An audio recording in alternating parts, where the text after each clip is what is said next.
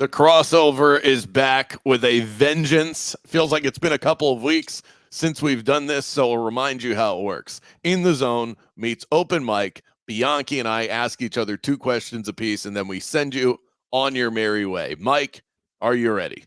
I am ready to go, Kravitz. All right, I'm going to get us started with a little stadium talk for the city of Orlando. Should our great city be spending its precious time trying to lure the Rays for the start of the 2025 season because of what happened with the Trop, or the Jaguars for the 2027 season after they go through their last round of renovations? Which should our city, Buddy Dyer, on the horn, spending his time trying to figure out? Oh, this isn't even close. Come on. NFL or Major League Baseball? Give me a break here. Yeah, but one is right around the corner. The other is several years away. So it's you're asking me. Are you asking me which one I would pick? Or are you asking me? I'm just saying, where should the attention be? Where should the energy be? Well, again, Jaguars, NFL, that's where my attention would be. I mean, we already have inroads with the NFL because of the Pro Bowl. The NFL thinks highly of Orlando. I think we have a much better shot at the Jaguars simply because, let's face it, because I think, let me put it this way. I think Orlando is the best option for the Jaguars, all right? I think that's the best option for the Jaguars. The Swamp is outdated. Camping World Stadium is going to be updated. I think Orlando is the best option for the Jaguars. As much as I would love to see the Rays here, I don't think Orlando's the best option for the Rays. I mean, they're going to play out at Disney. First of all, that's, not a lot of Orlando fans are going to travel out to Disney to go watch baseball. Maybe some would. All right. But,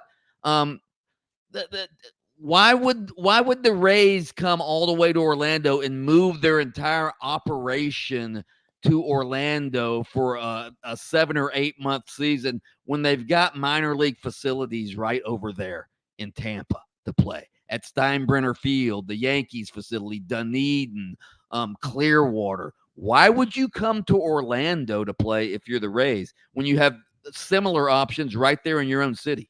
Well, they already played a spring training game in Orlando, so they've shown they wouldn't come here for a game or two. I'm just saying, if you do you think?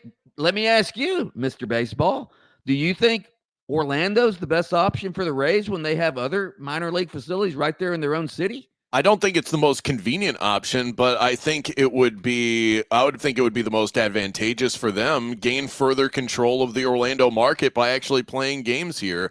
And it's not like the fans in Tampa would be all that upset. You're building them a brand new stadium. So it's not like they're losing their team. It would be a great way to promote yourself within the market in a very legitimate way, not just one-off spring training, but to actually have regular season games there. And Mike, you say people wouldn't show up. That game would every single home game would be sold out. They only seat 7,000 people.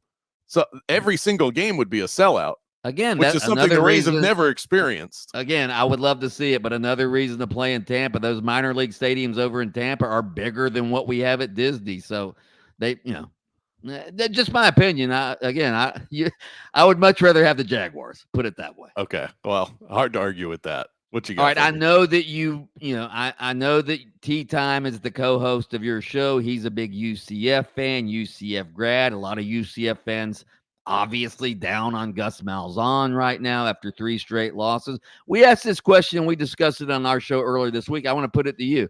How much longer do you think Gus Malzahn will be the coach at UCF?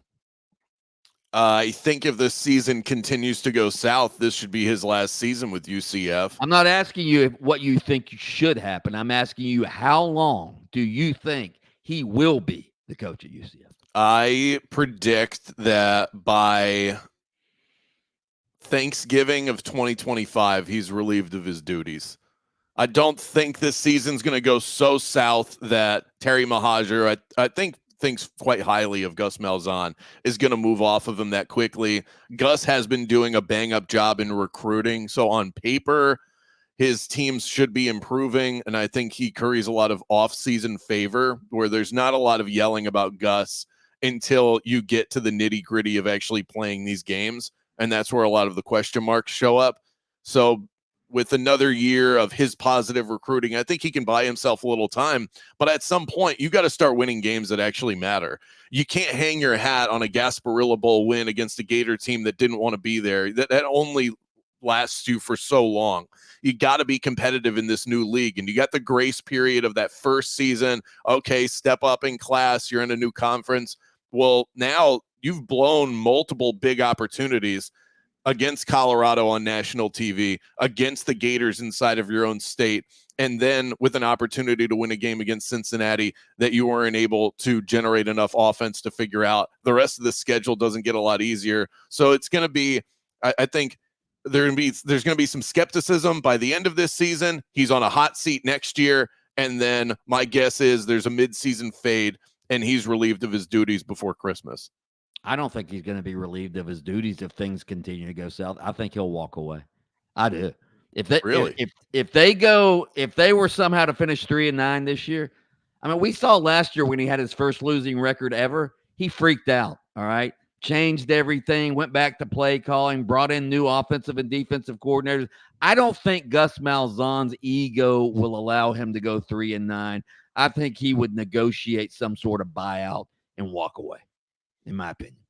Well, if that's what happens, that's what happens. I don't think that he hasn't done a terrible job, but I kind of thought this from the beginning. I've been pretty consistent about Gus all the way through. I liked the name of the hire, but it just didn't feel like he fit with what the culture of UCF has become. It's a program of innovation, and they sort of buy into that with what they do with the space uniforms, but I mean more so with the way that Scott Frost operated his offense, the way that Danny White was so forward thinking in the way that he promoted the university, and then Josh Heupel and trying to piggyback off of some of that success with him and what he was able to do with that offense. Gus Malzahn feels stuck in the mud. He feels like he parachuted down from the SEC to be here, and that was never the kind of hire that they should have made. So to me, we're all just playing a waiting game until UCF figures out they need to hire some young up-and-coming offensive coordinator.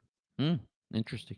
All right. My last question for you will be about the state of Florida. And I brought this up on my show this week that I think the state of Florida has not been as much a disaster in the football world as maybe you would think on the surface. So I'll ask you a very simple question. Okay. Has Florida's the state of football affairs been a complete disaster? And before you say yes to that, let me remind you that Miami is 6-0 if we choose to claim them, and the Tampa Bay Buccaneers are 4-2 with an MVP candidate. Overall record for the state, if you go the 4 teams that we care about in college and the 3 in the NFL, is 20-21. So I'll ask you, is this season a complete disaster in the state of Florida? First of all, nobody cares about the Miami Hurricanes. All right, they don't even care about. I'm trying to layer them in now that they're first good. Of all, even people in South Florida don't care about the Miami Hurricanes. All right, they can't draw fans to their own games, even when they're playing good teams. So if you're asking me in Orlando, yeah. So Miami, yes, it's great that they got Cam Ward and they're having this success. All right. The Buccaneers, yeah, I'm fired up about the Bucs and what Baker Mayfield and that team is doing. But every other team in the state, the ones that we most care about, UCF lost 3 in a row, about to probably lose 5 in a row. We expected so much more from them. The Jaguars, you and I both thought the Jaguars might go to the Super Bowl this year, for crying out loud. They've been a massive disappointment. The Gators, when the Gators are actually sort of a bright spot right now because they almost beat Tennessee, okay? If that's what you're hanging your hat on, a moral victory against Tennessee, then absolutely yes. This season has been a total disaster for the state of Florida. Thanks a lot. Florida State, UCF, the Miami Dolphins, and the Jacksonville Jaguars dragging us down. I will say this about Miami, though. They're only like 1 game out of playoff contention. As bad as it is, the AFC is kind of down right now for as talented as they are and all the star quarterbacks. You get Tua back, and it could be wheels up for the Miami Dolphins and maybe have you thinking differently in a couple of weeks. I wanted to ask you about Tua. That's my last question, all right? Tua comes off injured reserve next week, or has the option to come off injured reserve next week. Mark Daniels and I were talking earlier this week. He's not sure that Tua is going to come back and play immediately. I think he's out to lunch. I think Tua, if he had his druthers, would have not even gone on injured reserve and would have played, 2 weeks after the concussion. Do you think Tua comes back and plays next week? There's not been a single report out there that there's hesitation on Tua's front. I think he's ready to go. He doesn't know what else to do with himself. Now, if you're asking me, should he play again? I think that's a different conversation. I would advise him to think long and hard about that. And I'm really getting tired of seeing him convulse onto the field whenever he gets a concussion. It's unsettling, and it's not something that you really want to experience as a football fan. As a person, I would like to see Tua step away. But as a football fan, if he's ready to go, I'm tired of watching Tyler Huntley play quarterback. So let's get him back under center. I'm thinking that as soon as he's able to play, he's going to be out there. So you want him to think long and hard about this while he can think long and hard about this? Ideally, yes. There's two different parts of my brain. There's the football fan that says, get out there and be somebody. And then the human side that says, okay, let's hit pause on this. This is probably a bad idea. Two conflicting parts of my brain, but that's why we have these discussions. The crossover is over.